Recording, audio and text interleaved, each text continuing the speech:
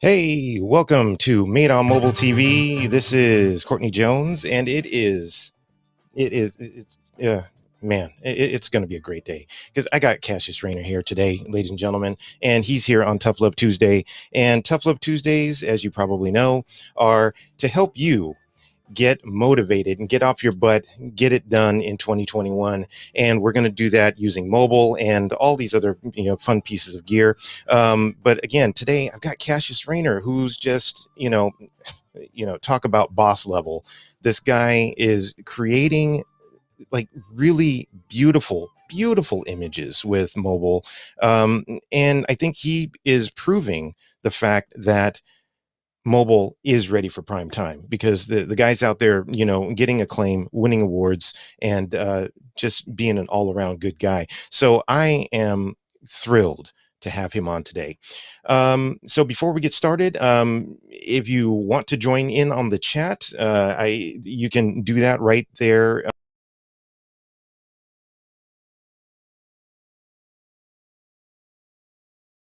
So I got looks like body weight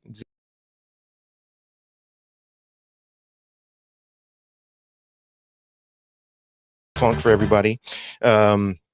So yeah, thank you very much.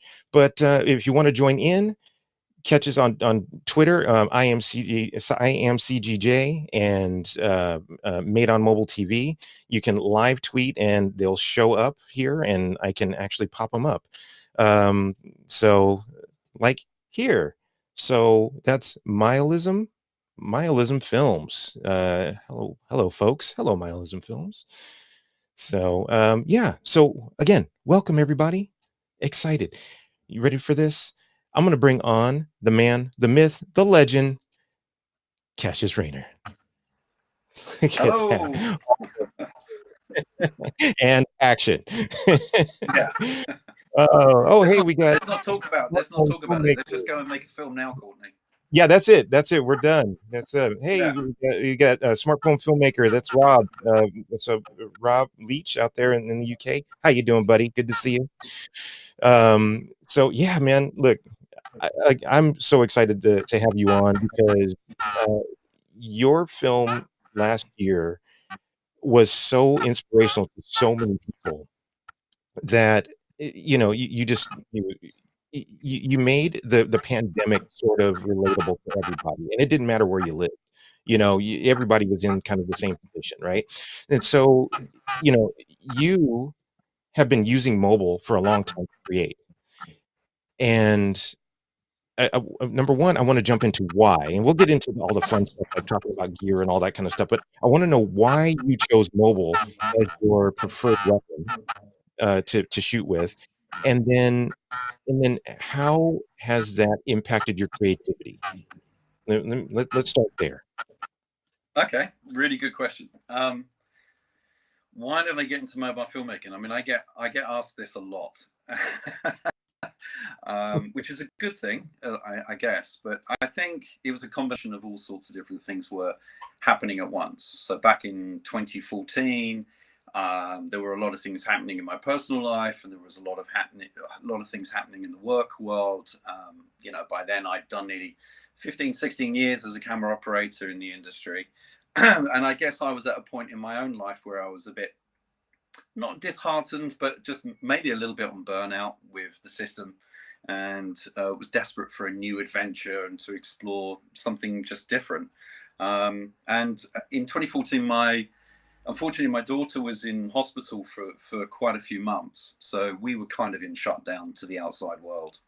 And it was actually during that time that I discovered on my phone, at 3 o'clock in the morning in the hospital ward, Filmic Pro. And I just became really curious. And I think it just tapped into something creative in the back of my head, and a little light bulb went off. And late at night, I'd go out and explore time lapse filming in the streets, something in 2014 I hadn't really realized that you could do on a mobile phone. And I was like, wow, this is just so much fun. This is just so exciting. And I guess the journey started from that point, and I just became more and more curious by it. And due to personal circumstances, I felt I was ready for a new journey in my life, and that's kind of how it happened. that's kind of how it happened for a lot of people, I guess, in the last year, right? I mean, this last year has kind of leveled the playing field for a lot of folks, and uh, it's shown a lot of people vulnerability, but it's also shown people a great way into creativity, and using mobile was one of those ways, right? What would you say? Yeah, I mean, it was pretty exhausting. In the industry, you'd spend 6 months up to a year raising the funds, trying to get the exec producers on board, trying to get things into production. And, I think I spent, of the 100% of my time working in that field, you'd spend about 10% of it actually filming by the time you get to that point of the shoot. And I was getting older, and I was just getting really fed up and exhausted with it, and I wanted something fresh. And I suddenly saw mobile filmmaking was a whole new adventure for me, because it was so quick and instant to work with, and it allowed me to get really personal, in exploring different subjects and stories that I wanted to tell. And I haven't looked back. People say to me, do you ever use mainstream camera systems? Would you use a Red or an Arri? I mean, I would never say no. I know how they work and operate, but would I actually use them on the shoot? No, I have no desire to do that at the moment. I'm very happy. The thing about mobiles for me is, the important thing is knowing what it can't do. That's the first thing to Right. know, right? Right. Push the boundaries of the phone and know what your phone can't do. And that's where a lot of people get lost in the frustration, because they want it to do something that it's just not going to do. But the Right. challenge is, how do you creatively get around that? And sometimes exploring that allows you to shoot stuff that's actually a lot more interesting and takes you on a different journey. So always know what it can't do first, and then you'll always be happy with what it can do. Yeah, that's right, and every camera has limitations, so Yeah. whether it's a $60,000-$70,000 cinema camera, or, $1,000 iPhone, they all have limitations, so it's just working within those limitations, like you said. And we're gonna talk about some of those, and, uh, we're am I sounding all right to everybody? Thumbs up to everybody in the thing if I'm sounding all right. Yeah, it's sounding fine. Okay. Um, Somebody's saying that there's some high pitchedness going on, but um, Oh, don't it is. you got a nice, sexy, husky voice. Thank you. Knowing our limitations with everything, again, like, big cinema cameras have the same issues. Um, and we're going to get into those, but right now, I think let's just kind of jump into some of the things that we use, some of the tools that you use, because I know you said that you're not a tech head, right? So, and oh, just lost Cassius. He dropped out. That's okay. He'll be back. See, this is live. Live happens. So, Cassius is not a tech head, and I'll pop him back in. Oh, there he comes. There he is. Sorry about that. Sorry. Live, baby. It's live. There we are. We're talking about mobile films and bloody Wi-Fi. Seriously. Right. Come on, corporations, get it working. Don't get me started.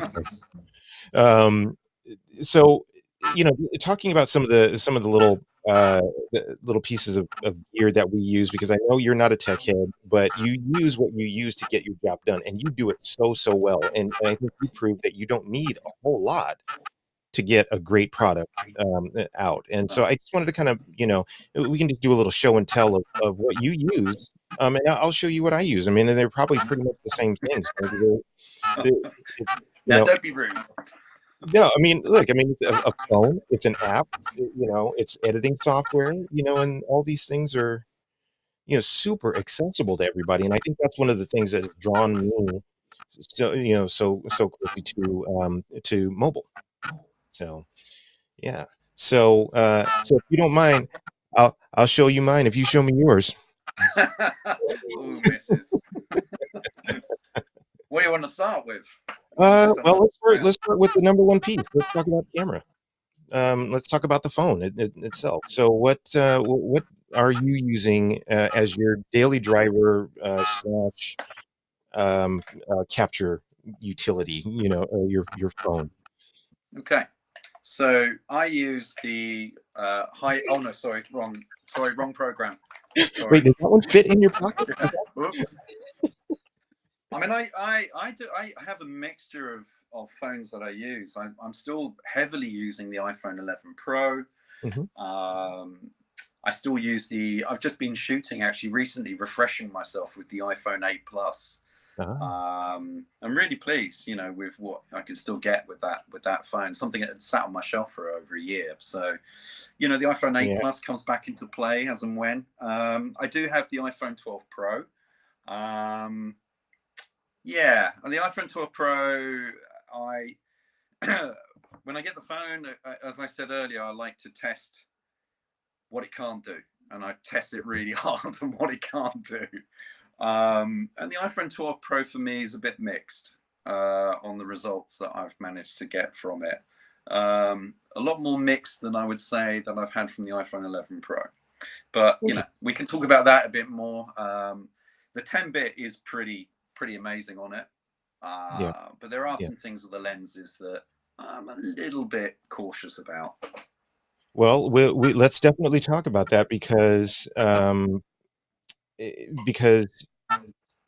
you don't need. I think one thing that we need to preface this whole conversation with is that you don't need the latest iPhone or No, Android. You no. absolutely do not need. Rob Leach and Rob Layton and all these guys who've used different things, but Rob Leach in particular, he's used a 6. Rob, tell us in the comments what you've used. I think it was a 6S for the longest time, and then I think Good now phone. he's Good in the 8. phone. Yeah, and I think now he's only in the iPhone 8. And he's doing great stuff. So yeah, let's talk about that because I'm actually using both at this point. So you can see on the top here, I'm using as my monitor my 11 Pro Max, and then I'm shooting with the 12 Pro Max, and it's been Nice. great so far as I've been testing because I'm really just in the testing phase still with the 12 Pro Max, and it's been great. And you're right, the 8-bit. Yeah, Rob says that he Oh, was, he's gone up to the 8. and then now he's using the 8. As a matter of fact, I'm going to Yeah. bring up the chat and see what everybody's talking about here. Um, so yeah, um, let's see. So I'm not sure that they're showing up here. Well, we'll try that later. Anyway, so yeah, so talk about some of the little tricky bits about the 12 as opposed to the 11 for you. Well, I mean, there obviously there is huge improvements with the sensor under low light. That's really impressive. I think my key issue with the iPhone 12 Pro Max, I think, is a bit more prolific. That's showing up in the lens, and I think the ghosting and mirroring on the glass is really quite severe. Mhm. And I've done quite a few night shoots with it now, and I've pushed it, and I thought, wow, okay, this is something maybe Apple needs to tackle, or I hope that Apple will tackle this issue And is that because it seems with to be or with getting progressively worse. is it It's with not a or lens. without with or without conversion lenses on it? No, just the lenses themselves. So, the native lenses on the iPhone 12. This is nothing to do with other lenses attached. So this is not lens flare. This is where you get ghosting. So people would have already experienced it with green dots floating around. Someone called it little green mosquitoes floating around on your screen. That's there, but also I've noticed there's quite a bit of ghosting. So you're actually getting a replica image bouncing off the glass. I think the issue is the sensor area. There's more light bouncing off the sensor, the metal of the Mhm. sensor, and I think that's going back through the glass and causing a secondary image under low light, which to me is not an absolute burnout, but it is a problem that I have to work around. Right. Right. Yeah, that can be a problem. I've noticed it as well. One of the things that I have noticed though is when I put a conversion lens on, like one of these moment lenses or something like that, and then layer a bunch of filters on top. I'm trying to shoot. There's a project that I'm going to be shooting in particular that I'm going to be using conversion lenses and filters with, and for some reason it's kind of helped with those ghost issues, so I don't know, I've found on night shoots at the moment I'm testing. I mean, it's early days, but there is a difference if you use an ND. I've been using an ND32 on a night shoot, which is a bit puzzling, mm, but it actually has been helping, and I've actually been reversing it. So I'm actually reversing the ND glass, so it's going back in oh, because I'm trying to stop the bounce. that's interesting. I see. Yeah, so Yeah. I am seeing some improvements by doing that, and I think this is only my opinion. This is not a big tech. I'm not an expert, but I think Apple have done something with the anti-glare coating on the lenses with the newer phones, because it just seems to be getting, to me, a little bit worse on each model. Mm, mm. Yeah, I mean, they need to be careful not to improve it into a failure, so but that's with everything, I suppose. We have a question from a Joe, and Hey Joe, his question is, hey Joe. yeah, do you use an app like Filmic? And I know the answer to that, but there he is. And Hopefully that answers your question. if you guys haven't seen Cassius's Filmic tutorials and videos, then you're really missing out. He's done some great some great videos for them, and they're sponsored videos. I'm assuming, right? Oh yeah. Okay. Yes. So we're moving on. Moving on. Anyway, Yes. I mean, it's a mutual partnership. yeah, mutual partnership. Right. Right. Just just in fairness, I'm a brand ambassador for LumaFusion. Right. I happen to use it, but the reason why is because I am, and we'll talk about this later, but I'm a lover of the product, the product. And same with Filmic Pro.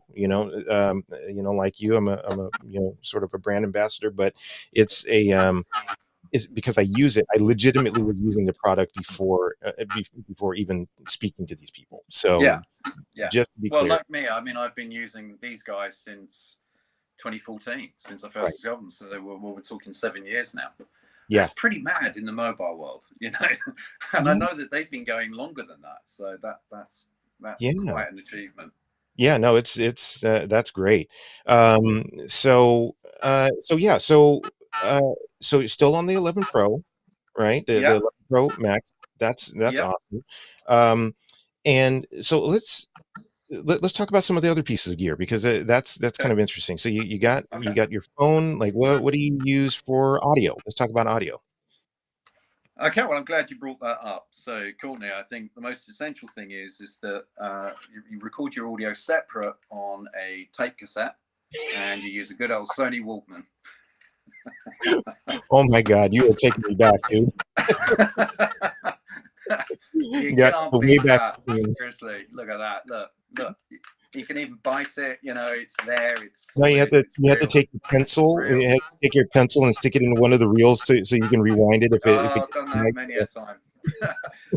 No, on a serious note, it depends what I'm filming. I mean, for drama, I have to be honest. If I'm shooting drama or a high commission documentary, then I would be recording sound separate, and I'd have a sound operator and a sound recordist and a boom operator on board anyway. And then we'd sync up in post production. But there's been many shoots that I have to do on my own anyway. I still like to use Sennheiser mics, 416 directional mics wherever I can, or Rode mics. Is it NTG or G? I always NGT or NTG or whatever they are. Yeah. But XLRs. But I found this absolutely brilliant. So this is the Konica This is an XLR connection. Here, you've also got headphone input for monitoring, gain control, volume control, and yeah, I've been really impressed with this particular model, and I've got through a few. So this is always in my kit bag if I'm using a professional broadcast microphone. Right. Very pleased with that, and cheap as chips. Yeah. I like things to be on a budget. You know, talk about high quality on a budget is a great thing. yeah. I mean, I remember in 2014, I kept thinking to myself, how the hell am I going to get my phone on a tripod, on a professional tripod? There was very little around then. You know, I think I discovered iOgrapher at that time. Right. But apart from that, I was like, there was none of these huge companies that are here now in the mobile industry. No. And I found a selfie stick. So I was doing all my early filming using a selfie stick. And I took the actual top holder off it, and it actually connected to my tripod. So to me, that's just how you should start, is just find something really cheap and basic. Yeah. Get it on your tripod. You know, that's kind of where you need to start with. So I still have these floating around, you know, I still use them. So no, I mean, it's I have a clip on top of here that goes to a tripod mount. It just fortunately has a cold shoe mount as well, but you know, that could be. But you know, I started out with the first generation Beast Grip. This is the Beast Grip Pro, the new version. When I was doing a movie about going on 6 years ago now, I guess. But I started out with Beast Grip. Vadim Chelenko sent me the prototype to the Beast Grip Pro, and this is a portion of it right now. But this is actually the prototype to what is now the Beast Grip Pro. You know, so that's what I was using. Yeah, 6 years ago.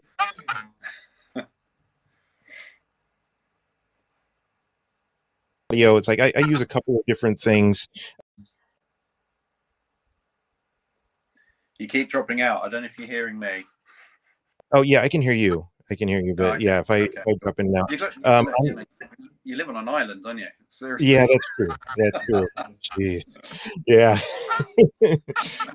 I've been using Comica's their competitor to the Rode Wireless Go. Yeah. And it seems to be working really well. So, you know, you plug that directly, you plug the transmitter using the little dongle, you know, little tail dongle, you know, for the lightning port, and then plug that into the transmitter, and then the receiver, you know, and you're good, you know. So that's for, you know, just a lab. And the good thing about that particular kit is that it already came with 2 mics that went to the 2 separate transmitters and mics that goes to the receiver, so you could have, you know, 2 people on at the same time. But then sometimes, you know, you just all you need is like a little Zoom recorder. The old Zooms, the old Zoom. You know, they've been around a while now. Yeah. And then you know, you can step up. You can step up a bit to. This is like Aladdin's cave. I'm loving it. Come on. Blow the dust off. Yeah. Thing about this little guy, a lavalier on it, but you can also use the Zoom modules that you know, like the shotgun modules and the cardio modules. So you can use that as a great shotgun mic, and it can ride on top of your camera. And then I have like the bigger Zoom, you know, the Zoom H6 and all of that. But yeah, so there are so many options out there. I think I have a $40 like Movo shotgun mic as well somewhere. Yeah. I mean, I got I don't know if it's called BOA or BOA. I'm not sure how you pronounce it, but I started thinking about, you know, these little things like Rode do them. But this one, this oh no, that is the Rode one. I beg your pardon. I picked up the wrong one. I've got a BOA one somewhere that's very, very similar in shape. But it's about £40, which I don't know, it's about $50 US. But what I did is I attached it. I bought an extension cable to plug it along so I could plug it into the phone. But I used a monopod, and I attached it to the end of the monopod, and I used it as a directional microphone, filming two actors walking down the street. Yeah. And just extended out, your basic, monopod here, attached it onto the end, and off you go. Yeah. No, that's So great. there's always budget ways of doing it. Absolutely. Yeah, you were talking about cables. I've been getting these braided cables, which are great because sometimes the plasticky ones, they wear out really quickly. They start to fray, on the connection end. So I've been using these nice little braided cables, and they're nice and quiet and all of that. So we've talked about we talked about the phone. We've talked about a little bit about audio, and we did have a question about audio. Let me throw that up here. Body weight. Talking about room treatment. Talk about the room treatment over mic kit. Not quite sure what that means. No. But as an audiophile, how relevant is the idea for mobile video? So body weight, can you clean up that question for us, because we're not exactly sure what that means. It sounds like there's a lot going on in there than just one question. There's kind of different things happening there. Yeah, but I'm hoping that we're going to get to to a lot of your questions, but using mics, external mics is almost a must. Using the onboard mics for your camera only in certain situations, and not very often. So let's see. You have to use your mobile mic. I think I learned this from a guy, Mark, who's works with the BBC. Put a sock over the mic, the built-in mic on your phone, and you actually get really good sound. So, really? Okay. All right. Yeah. That's if you're out on location filming. Yeah. And the other thing I would suggest, and it's not about being really technical or anything, but I think a lot of people tend to forget that it's really, really important when you're filming on location, whether you're on a mobile or main camera system, is your Atmos tracks.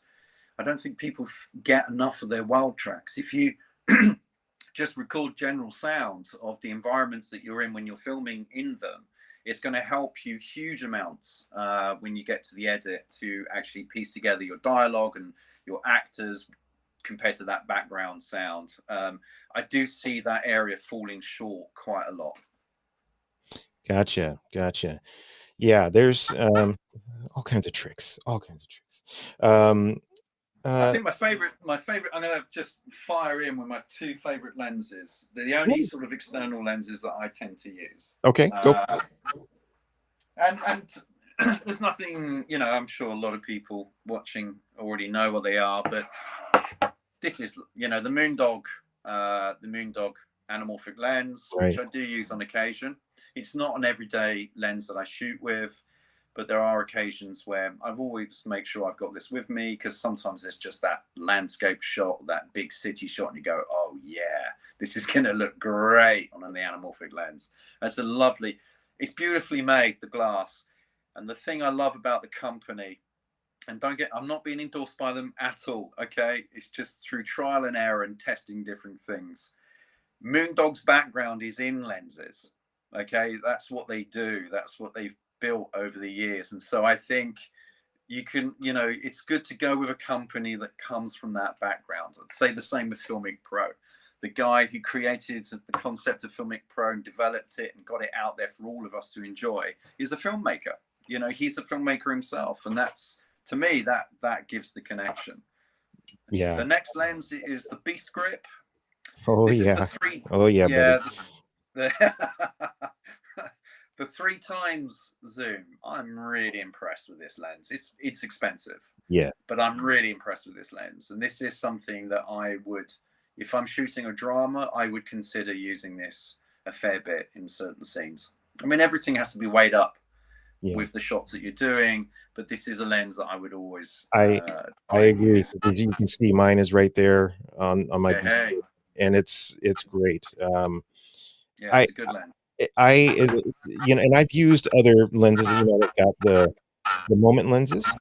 I use those quite a bit, and I like them because they're a low profile, really, really small. They slip right on the case, and you can go and get something great with that. I use the anamorphic as well from Moment. I think it's a really good quality, and I don't think you can go wrong. There's a new one that's come out that I'm gonna do some testing on. This one is by a Swedish company called SV Assets, and this one is the 17 millimeter screw on lens, Right, but it's right. just a beautiful looking anamorphic, and I don't have the case for it yet, so I've only used it with the clip that they send with it. But as soon as I get a case that I can screw this on, then I'm going to use that. And one of the interesting things with this one is it comes with the filter ring, with the Right. 60 millimeter filter ring, and that's great because that's what my filters are. Yeah, Which yeah, is, yeah, yeah. so that's kind of cool. Yeah. I mean, So I'd say overall with everything that I shoot mobile wise, I'd still say at least 80% of what I shoot is just using the native lenses. gotcha. Yeah, I'm almost the reverse. I shoot, probably 80-90% with a conversion lens. Right, right, cool. It just I just like the quality of the lenses, and then I've been shooting a lot more with filters. Before we get onto that, let me see. There was Yeah, a question. questions. Let me see a question um, from Klaus, and he's asking, the difference between DSLR and smartphone, like comparing the advantages and disadvantages, I suppose, for the latest phones and DSLRs, which, my thoughts on it, and I'll get your thoughts, Cash, is that they are closer than they are apart. Um, some of the newer smartphones, they're not quite DSLR. They're not there yet, but within the next generation or two, I believe that you won't need a DSLR if you're looking for something specific. I mean, you can't beat the larger sensor of the DSLR. That's the biggest downside, but you can certainly hook up a lot of different lenses and all that kind of stuff. But that's just my feeling on it. Cassius, what's your thoughts on that? Yeah, I mean, I mean, aesthetically, it's two very different things. I mean, it's when digital first launched, and as a camera operator, we would have the discussions up at Pinewood about digital versus 35mm film. Well, I mean, they're just two very different outcomes. They create very different, aesthetically image. The images are very different.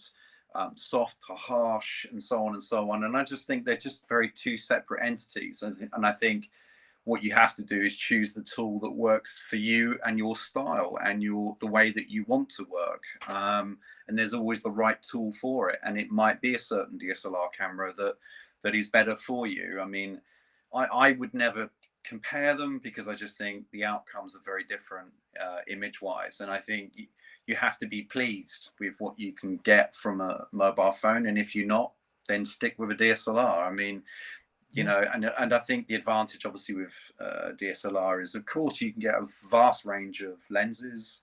With that, mobile phones is catching up in that field. There are companies, as we've just been showing, there are some lenses that are coming out in the market that are really good in quality.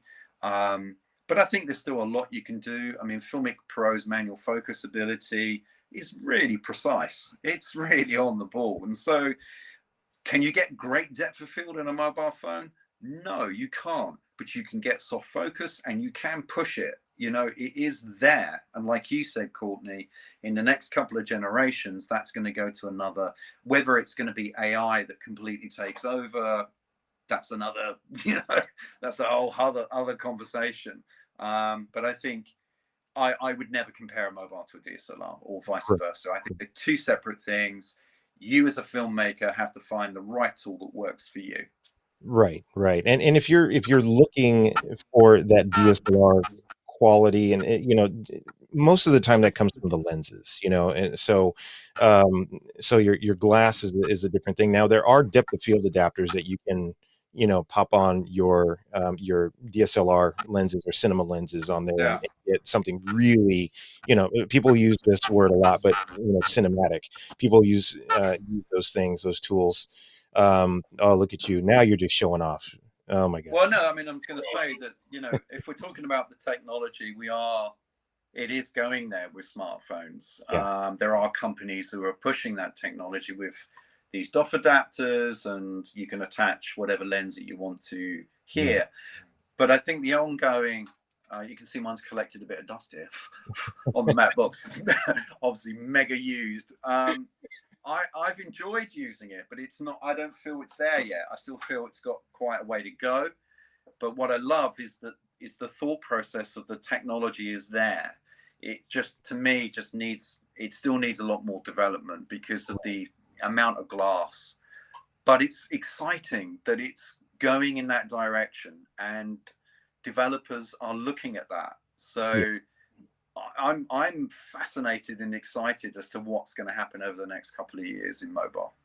Yeah, and it's coming. I mean, with computational photography and videography, it's right there. We're so close, right on the precipice. So we're just hang tight. If that's what you're looking for, just hang tight, and we'll get closer. Let's see. So we're talking about we've talked about lenses. So let's talk about stuff that we got to put in front of our lenses. So it's popular opinion, and for good reason, that the ND is or neutral density filter is the number one piece of kit that you need for your smartphone to get better quality video. And I would wholeheartedly agree. And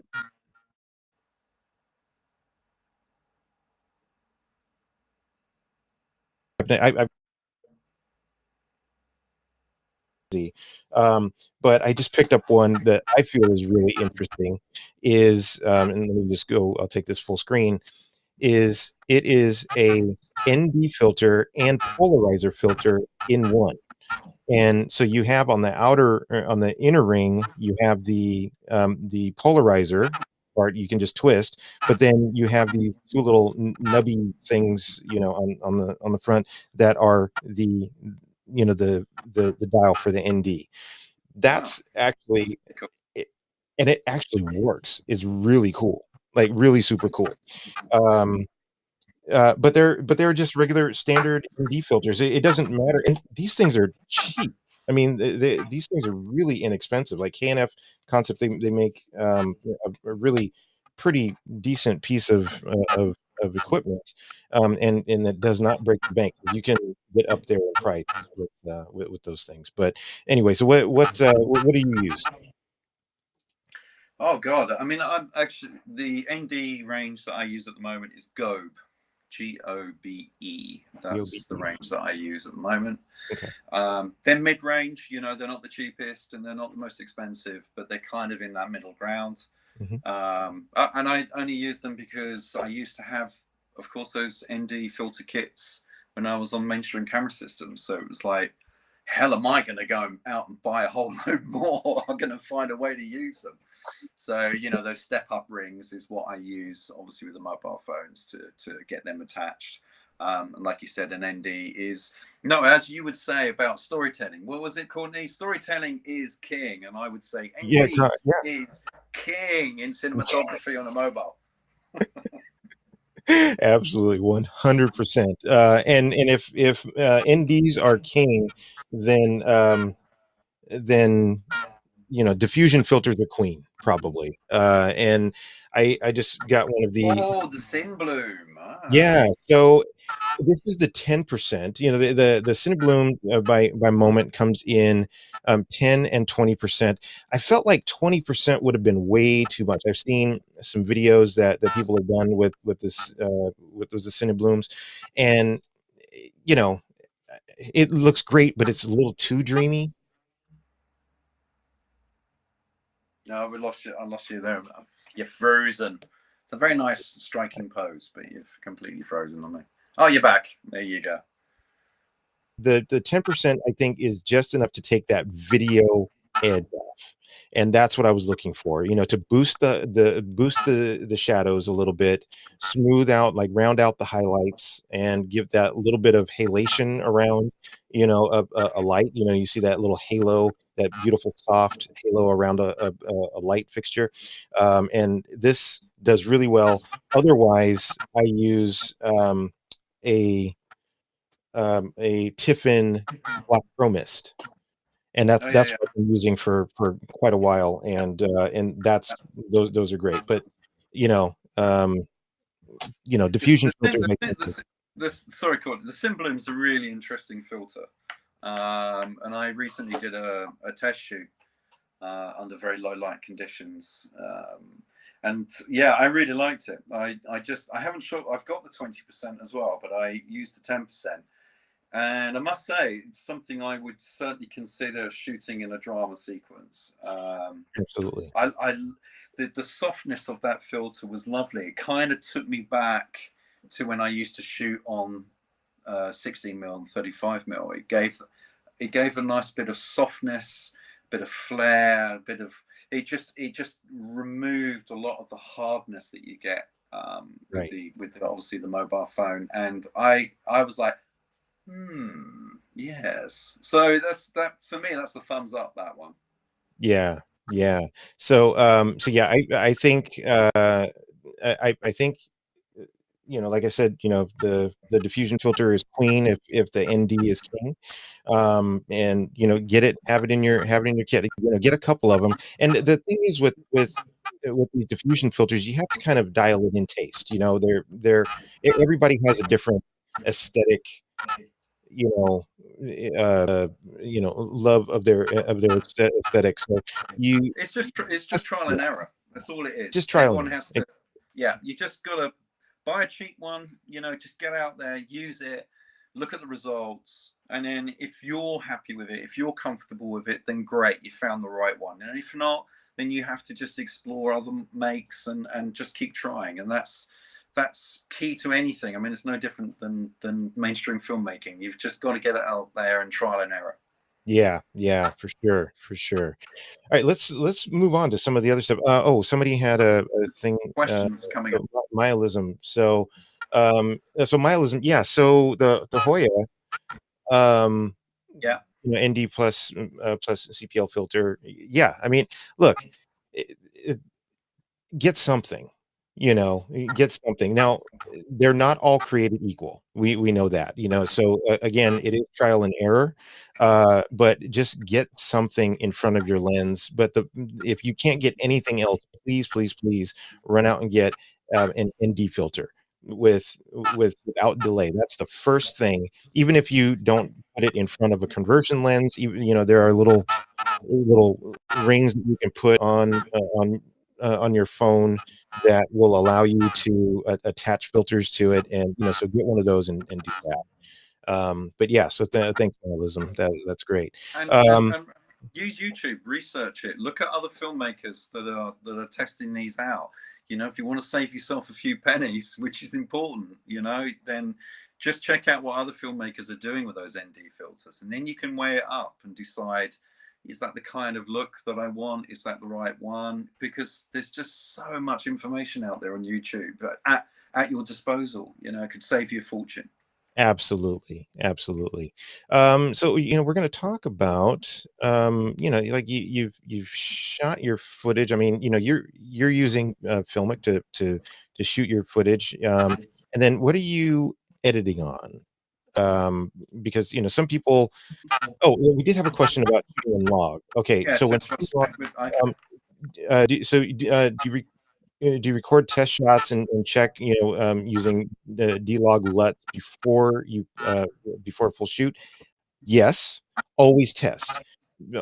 Like, test before the day you shoot, test on the day you shoot, all of that, and use the LUTs. You can use the LUTs within LumaFusion if you have that, and that's what I do, because luckily with LumaFusion you can shoot and edit right there on your phone. I can shoot a piece of footage and then just literally bring that right into LumaFusion, do a little color correction, see if I'm getting what I want, and then drop a LUT on there, and and see if I'm achieving the look that I want. So, Cassius, what do you say to that? Yeah, I mean, I would totally agree. I would always do a test shoot before making final decisions on what the LUT is doing, because it all depends on the environment you're filming in as well. So yes, I would always do that, test shoot it.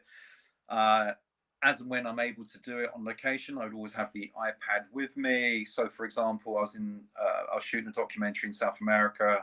We had the iPad with us. We would always do some test shots and then check it out on the iPad. Nice big screen. I think it's important to do that anyway, even if you're not going to go down the LUT route. I think it's important. It's very, very easy on mobile phones to lose your focus. Yes. And it looks okay on the mobile screen. You get it onto a bigger screen and you're like, oh man, it's all in soft focus. What have I done?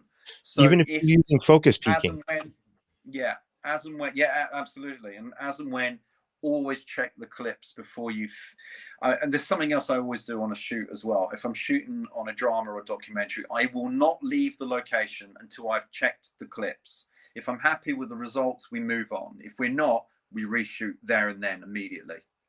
Right. So M Michael, sorry. Yeah. So what was the name of the filter? So I picked up one from K and F, like K and then the ampersand F, and I think it's Keith Faith .com or something like that. But KNF, you can find them anywhere: Amazon, B&H, Adorama, whatever. KNF Concept, and they're inexpensive. And this one happens to be the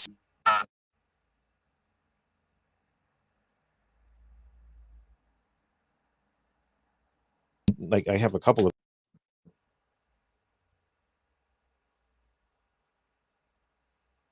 to 400, so it's this one is yeah, so this is the ND 2 to 400, and it's this one's a 62 millimeter because that's the size of my filter ring. So there's sorry, Courtney, carry on. No worries. No, there was a question up there about, do I have to take off phone case to use ND filters?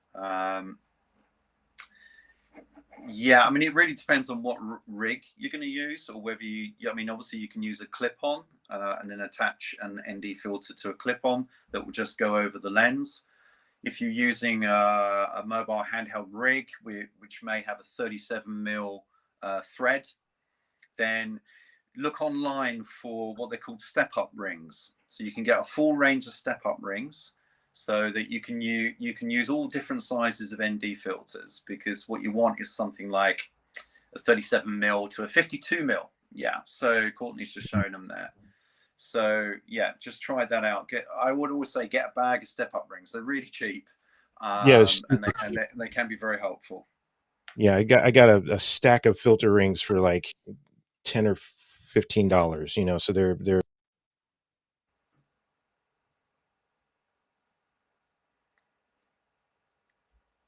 I have my case from Moment, which is a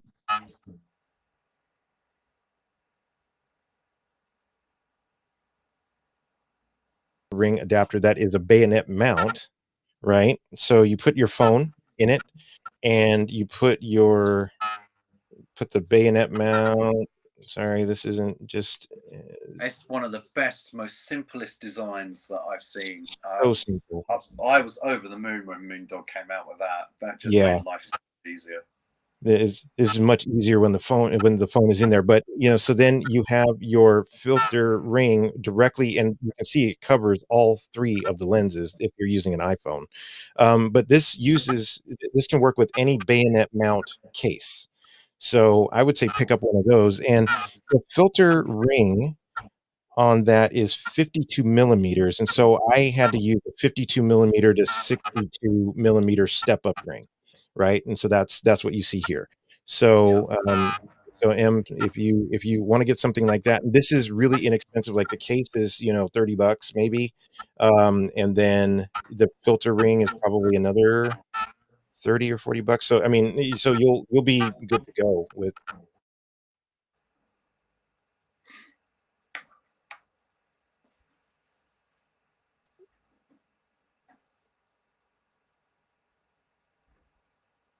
And of clip on things for your lens, because I move around too much. I feel like I'm going to just fling the camera around. It's my lens and whole everything is going to go flying. So, so yeah, but yeah, there's plenty out there. Yeah. There's another question up there. I'm curious. Yeah. Oh no, sorry. There's something else. Okay. And it was okay. Yeah. Yeah. Yeah. There's another one up here. I'm curious. Do blocking staging feel the same to you when you're working with a smartphone as opposed to a regular camera? Well, my instant answer to that is yes. The same principles in filmmaking adheres to any setup that you're doing, whether you're using a mobile phone or a big ARRI camera. There is a minuscule difference in your lens positioning when you're setting up your shots with your actors, obviously because the lenses are in a different place than they are to a mainstream camera system. But apart from that, it's pretty much the same process. Yeah. So for me anyway. So Mialism, treat your phone as if it were an Alexa or a Red camera. Just treat it the same way. You're still going to have to light it, more often than not. You still should use some good values in terms of lighting. You don't have to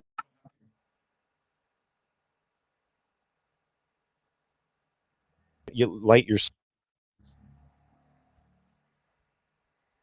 frame, and movement. I think one of the things that people do is when they get their phone and they start making a video, they start doing this. They're like, "Ooh, I'm going to capture that. I'm going to capture that. I'm going to capture it," and they start moving it around like they're capturing like their kid's soccer match. And if you're talking about filmmaking, that's not what you're doing. Sure, you can do handheld movements and all of that, but you do them smoothly, as smoothly as you can, so you don't you wouldn't do that with a Red or an Alexa.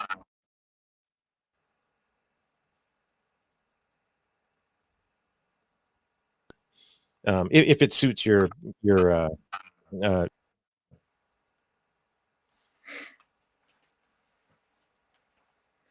don't know. I'm having to do a little bit of guesswork on what you're saying, Courtney, because I'm getting a lot of cutout where you're just frozen or I can't hear you. So just letting you know. Oh boy. Yeah. Technology. I was just kind of saying to Mialism to treat your phone exactly as if you had a Red and Alexa. Don't think of it as this little point and shoot thing that you're going to just run around and whip it around a lot. Just use it as a proper cinema camera if you can. So let's see what else we have. So Rob, at Smartphone Filmmaker. And if you guys get a chance to go over to Rob's YouTube channel, Smartphone Filmmaker, he's done some awards-worthy short films, and he does some really cool and interesting tutorials on his channel. So go check him out. And plus he's probably one of the nicest guys you'll ever meet. So so that's a bonus there. But he's asking about tips. So what tips about can you share about being a one-man band filmmaker? And Cassius, this is you know gaffer tape.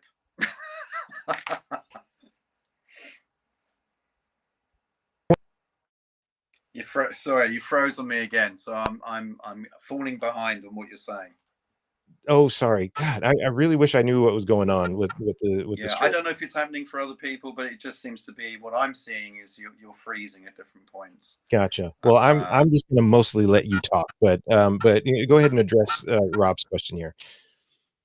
Well, I mean, Rob, you know, you're good at what you're doing. You kind of know what you're doing. So I'm not sure what tips I could give you as a one-man band. I think you're giving yourself a real challenge there.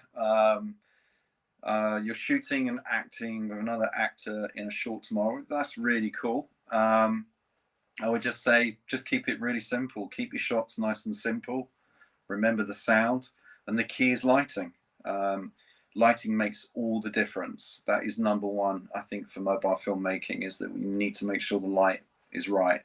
You know, I think mobile filmmaking as a one-man band, it's Rob, you've done it enough yourself, man. You know what it's like. So it's there's a bit of trial and error if you haven't got access to a crew. I'm not sure I can add much more to that.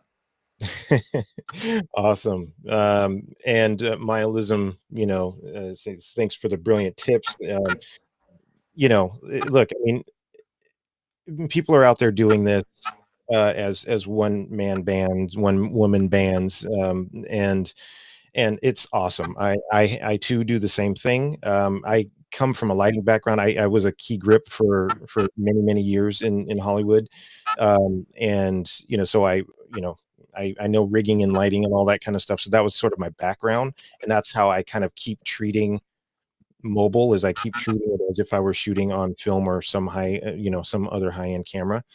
Um, but yeah, I mean, just keep doing what you're doing. I mean, and if you guys need any more tips, just just obviously just keep reaching out to us, and we're here to help. This is a community that we're trying to keep going here. So, so here's one.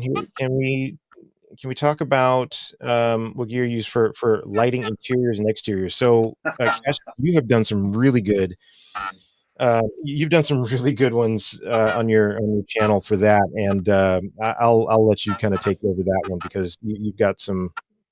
You know, I'm more in favor of going as cheap as possible, with the lighting. You know, cheap but good, and you can absolutely do that. But go for it, Cash. Well, I mean, it's a really big question. I mean, lighting is key. It's something that I really concentrate on.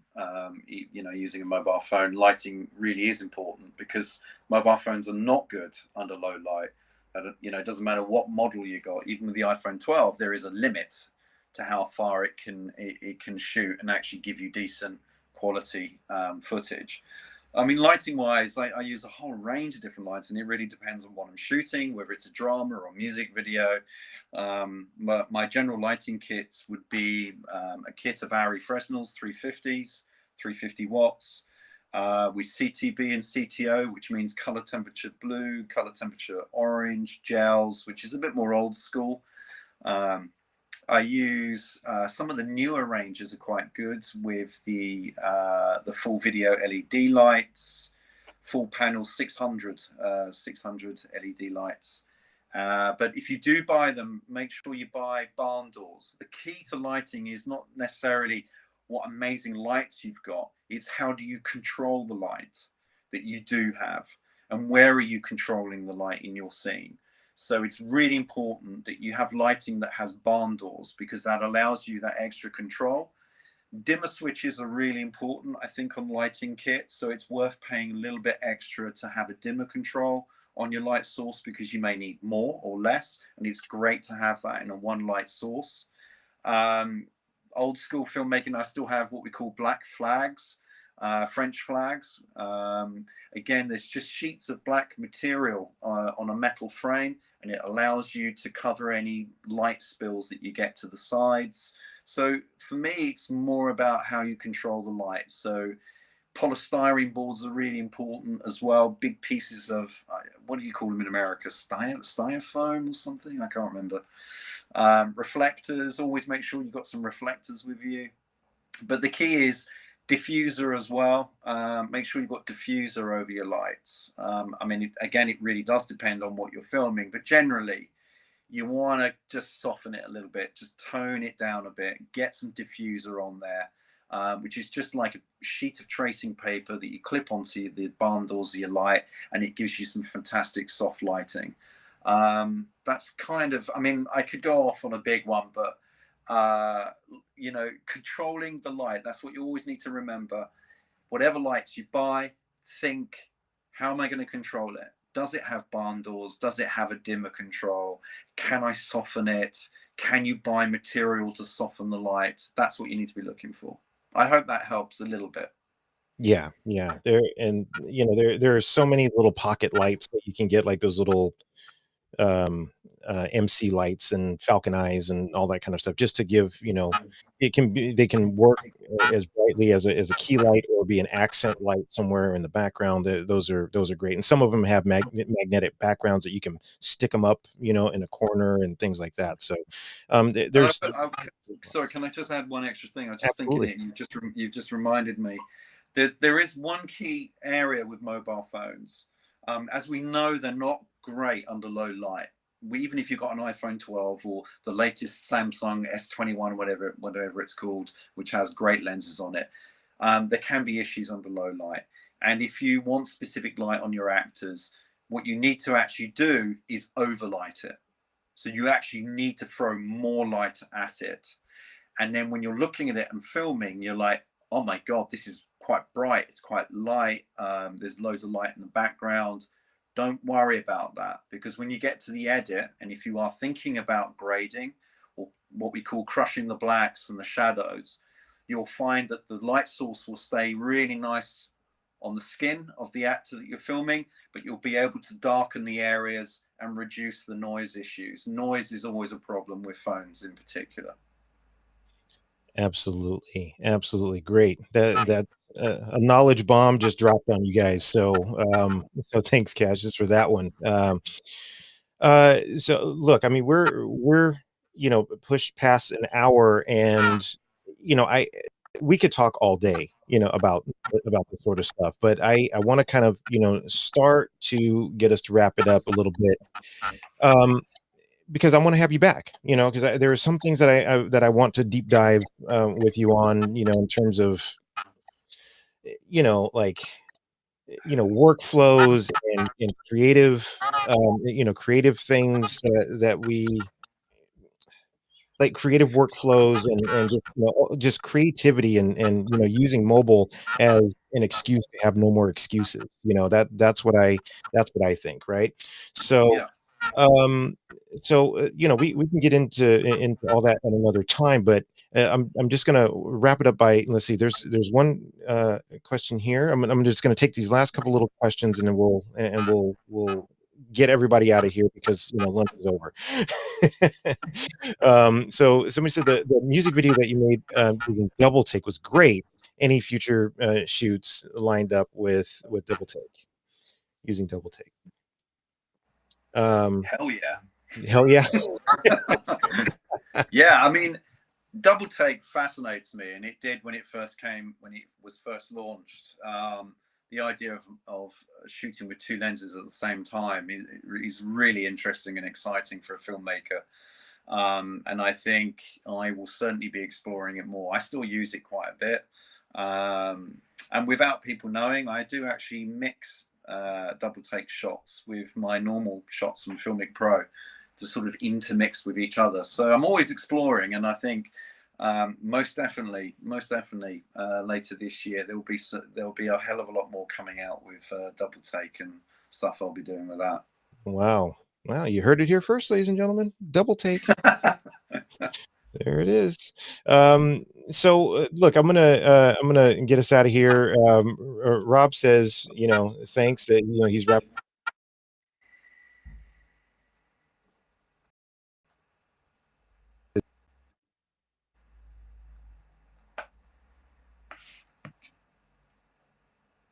video, but if you have crappy audio, you've lost everybody. So that's something that I think is really important that we definitely need to say. Um, so you know, and Michael says, "Thank you, Cass. You're doing good. Hey, That's what. awesome, awesome." The And key, the key, the key to what we've been talking about is this. That was my first film, yeah, and this is look what at I that. use now. Look at So that. there is no excuse. This would take me years to put together and produce, and get it out into the festivals, costing thousands of pounds. Now I've got a phone. Seriously, man, the amount I've shot in the last 7 years far exceeds what I did in the previous 20 years. Yeah, yeah, amazing, isn't it? I mean, just absolutely amazing that's all you need now. You have your whole studio in your pocket. You can shoot and edit and upload from one device if you wanted to. Absolutely amazing. So and with all the power of a desktop, which is the other crazy thing as well. It's insane. So hey, thank you guys for dropping in. We really appreciate you. We will catch you on our uh, Twitters and feel free to keep commenting here in the chat. I want to share Cassius's. He's got such a great website here with all kinds of great videos and all of that kind of stuff. So please go to gofilmit.tv. Gofilmit.tv. Check him out at GoFilmit on Twitter, right? That's your Yeah, and same on Instagram. But absolutely, please go. And his YouTube channel is just stellar. He has so much knowledge, and I think a lot of it is he doesn't just tell you where the button is to do a thing. He shows it to you within the workflow, and that's really, I think, equally as important as knowing where the button is for a certain thing. Yeah. So what is smartphone filmmaker contact? So you know what? Go to smartphone filmmaker on YouTube, and then ping him on there because he's great. So do that. Yeah. All right, guys. This was fun. Thank you so much, Cassius. Get out of here. Get some rest because it's late there. You're awesome, and I really appreciate you, bud. Thank you so much. So we'll have you back on on another Tough Love Tuesday. We didn't do as much tough love, but we did a whole lot of knowledge drops. So I think that's just as important. So now, people, you don't need permission to create your vision. You don't need permission to create your vision. So grab your phone, get out there, and go shoot something. Period. Stop talking about it and go shoot about it. Okay. All right, guys. We're out of here. I'm going to go and listen to my music. Well, speaking of music.